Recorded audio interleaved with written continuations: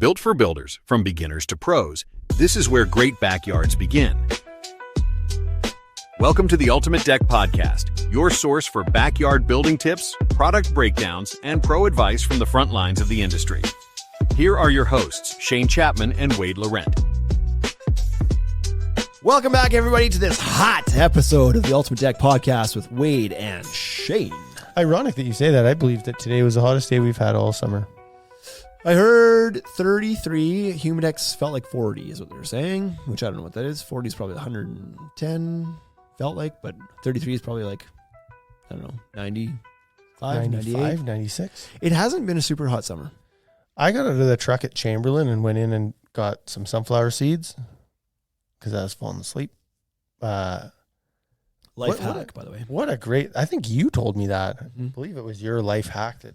I've eaten 100 bags of sunflower seeds between Regina and Saskatoon, but it works all the time. They'll keep you awake. I got out of my truck, and when I opened the door, I was like, holy smokes, this is hot. So I knew it was happening today, but I didn't go outside. I was outside this morning. You should go outside tomorrow. It's supposed to be 35 tomorrow. Probably didn't go back outside, aside from like a little walk by the warehouse. I didn't like go back outside after I got here this morning. So yeah. I never experienced it. You should go out there. Yeah. I'm going to be down in Anaheim next week all FLA? week. So it's not supposed to even be that hot down there, LA. though. Like 28 to 30. What is that? Probably like 85 80 to 90 Yeah. while we're down there. So hot, but not crazy. That's good enough. It is Let's good be enough. honest. If you're walking around that place, you don't want it to be 35 or 40. I'd prefer it to be a little bit less, like 20. 20 would be great. 20s, low 20s or 25 max would be ideal because we can have little kids there and stuff too. Yeah, So 71. yeah, that'd be a nice day. Speaking of hot, fire pits. Would you put one on your deck? No. Depends. A gas one. I'd put a gas Sure. one. There we go. That was the answer. The short answer, yeah, if you want to put fire feature on your deck, absolutely have at her. But probably a natural gas fireplace is the most smart thing to do on top of a deck. Propane as an alternative. But people are usually asking, can they put a wood-burning fireplace on a deck? Or they didn't ask. Much like the hot tubs, they just do it and they find out the hard way. Yeah. My whole deck is burning down. So, You don't say. yeah. So there's going to be lots of local regulations as to why you're not allowed to do this, and it's going to change from area to area. So check into that if you're actually seriously considering doing this. But it's just not a smart thing to do to put a wood burning fire pit on your deck. For one, you can't necessarily contain the fire to the pit that it's in. There's things you can do, screens, whatever else, but you can't always stop every little spark and ember that spits out of the fire and ends up on your deck. And unfortunately, if it's anything, if it's wood, it's going to burn. If it's composite, it's going to melt. So it's not smart from that perspective, but it's obviously a fire hazard to begin with. So I had a great life lesson with the boys last week when we were at Emma Lake. So I had a fire in the, just in the fire pit outside, which was fantastic because when we first got there for the week, it was a fire ban, and that's just the worst. You go camping in a fire ban. That is the worst. I wouldn't even go. Well, that is camping. I know. Sitting around the fire. So anyways, it rained for a few days. So then fire ban came off and was like, okay, so we built fire. And then I had Jake put the fire out, and I was like, go over there, pour water on that fire. And he's like, okay. So he poured water on the fire. We went back inside, and the wind picked up while we were inside. And I looked out, and the fire was full blaze again, Raging. like fully going. And so I walked out with Jake, and I was like, life lesson, buddy. Here's how you actually put a fire out. And I was like, if we're going to pour water on it, it's like we'd pour water and stir it and pour water and stir it. Because pee on it. Obviously, too. I didn't show him that one. I think he'd stand in the fire. I think he'd get him too close. Anyways, so to your point is like one of those little embers flies off and lands on the composite. And it's like, if it's windy, you can end up in a lot of trouble. Excuse me. You can end up, because the wind can fan that ember, and all of a sudden it's like now the board is actually on fire. Like it's actually burning. And they're combustible. A lot of people may be like, well, it's plastic, it'll just melt. It's pretty rare to find a product that has a Class A fire rating on it. Right. Which means most of them can ignite. Yep. So like it'll melt for a bit and then it starts on fire. There's wood in most composites is what people don't understand too. And plastic can ignite. Sure. Like right. it doesn't just has melt. it has a different flash point. That's Right. all. So yeah, there's the other thing to consider is like, even if that doesn't happen, if nothing leaves the fire pit, what is the radiant heat or the heat around the edge of the deck? We can tell you firsthand that if you want to heat up a deck board enough to make it change its shape, you only have to get about, like, some brands barely over 200 degrees Fahrenheit. Correct. So, like, that is, I don't know what a fire burns at, but it's a hell of a lot more than 200 degrees. So just being close enough around it may deform or melt some of your decking around the pit itself. Yeah. I know that there's some fire pits out there that have, like, or not even just pits, but you can get fire, like, mats. And I know some people have been brave enough to put a fire mat on the deck and then burn a fire up there.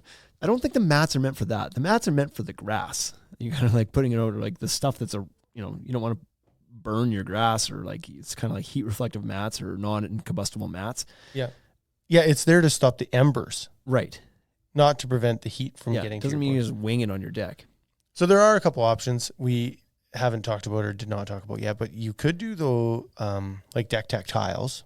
Yes. Right. It's a masonry product. It's 16 inch by 16 inch, and it is designed to be able to lay down on your joist spacing, so you don't have to make some significant changes. And that would work great. There are options, right? Yeah, but you still have to pay attention to the fire code rules around in your areas, because not often, there will be some sort of bylaw around how close it can be to a permanent structure, or to a deck that's attached to a permanent structure. Like, there will be a rule that says, like, no open burning fires within 30 feet, or 10 meters or whatever it is in your area. Yep. So even if you can, like, safety up the materials in the deck to not be combustible, it probably still can't be. Yeah. It's still too close to the house itself. Yeah.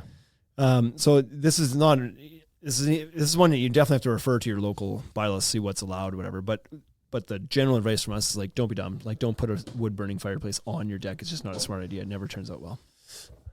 Yeah. And there's alternatives you can do that get the same effect without if you're doing it. building an outdoor fireplace on the edge of your deck, that's different than what you're talking about, right? Yes. You're talking about a pit that's sitting on the deck. Yeah, open fire pit. So don't do that.